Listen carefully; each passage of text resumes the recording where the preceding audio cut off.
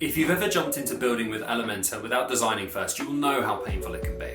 Endless revisions, wasted hours, websites that just never feel done. Trust me, I've been there. And the turning point for me was this. Designing first makes everything better, faster, and easier for the client. Let me show you why. So step number one is that design creates clarity. Think of a design mock-up as a blueprint for the website. Everyone sees the same vision, from myself on the design and development side, from the client side, all the way to like content writers and the rest of the wider team that are working on it. Whenever I've skipped this step, I've always ended up spending hours just moving blocks around, feeling like I'm just playing around with Lego and just hoping that the layout eventually makes sense. With a design, I know exactly where everything is supposed to be before I even decide what widget I'm going to drag onto it. Number two, UX is first, not an afterthought. So designing first really forces you to think about that user journey, what the audience needs to see, where the call to actions need to sit, and how much space is there between the different elements. I've once worked with a client where they weren't sure why people weren't necessarily filling in their contact forms. It turns out that we hadn't actually thought too much about the user journey at that point. It was very early on in the project. And the call to action, it wasn't clear, it wasn't obvious, and it kind of blended in with the rest of the page. So once we actually took the time to think about the design of it and kind of mocked up a few versions, we then put that back into the website and it fixed the problem. And number three is that content becomes so much easier.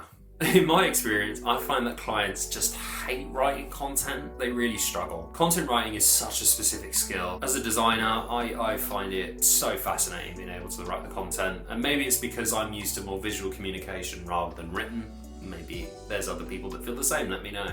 However, showing them a design with the containers, with maybe like a 30-word section needs to go here, these are 5 or so bullet points talking about your service you need to give, that context just seems to switch it for them, and they understand completely what's being asked. In this new world of AI and ChatGPT, you can stop using stuff like lorem ipsum. I found myself not using that anymore. What I tend to do is through ChatGPT, just get it to create some sort of content. I'm not an advocate for using that content on the live project. So when I first started designing and using Elementor, I would build the entire site out and just put placeholder content into it. Whereas now I work in a situation where I get the content outline first, and this allows me to kind of fill it with dummy text and actual real text through AI to help give context to what's being done on the page. So the next one is developers and builders generally save time. So now as someone that develops using WordPress and Elementor as well as being part of that design flow, I can tell you this, trying to design and develop at the same time just doubles your workload. So you're like designing and coding at the same time. It's just mental. Think of it like this, if you're trying to build a house and you know you need to have certain rooms, you need to have a kitchen, you need to have a bathroom, and then you just went, you would end up with just really weird things. So imagine if you just decided to have the kitchen on the top floor, for example. However, once you've done that, you've then realised, oh, I don't want it up here, I actually want the kitchen on the downstairs floor. You've then got to rip everything out and move it downstairs again. That, in essence, is what you're trying to do.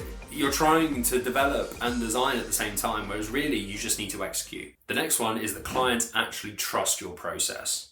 So when clients see like a finished design, a finished mock-up, they feel real confidence in it. And a lot of what web design is promise fulfillment. It's being able to, what you promise versus what you deliver. The entirety of web projects is just that. From the onboarding section to the design, to the development, to launch. As long as you're promising and fulfilling what you promise at each stage, you're golden. It's also easier for them to give feedback at that stage, and then because changes and tweaks are easier to make. Whereas, let's say, for example, we move straight into development, and then they don't like a certain section, they don't like a certain heading, they don't like a certain way that a page flows, you've then got to rebuild and move all of that. And I know that block builders make that easier, but it's not the point. Whereas if you give them that reassurance and the promise of the design into the development, their feedback becomes a lot more concise and it just helps everybody in the process feel a bit better about it. So to recap, design gives you clarity, better UX, easier content, faster builds, and happier clients. Seems like a win-win. So whether you're coding from scratch or using a block builder like Elementor, please don't skip this step. What's the biggest lesson you've learned from skipping design? Put it in the comments below and I'll pin the best one. So trying to find web design inspiration very early on is something that a lot of people really struggle with. So here's a video of a website that I tend to use to find my web design inspiration.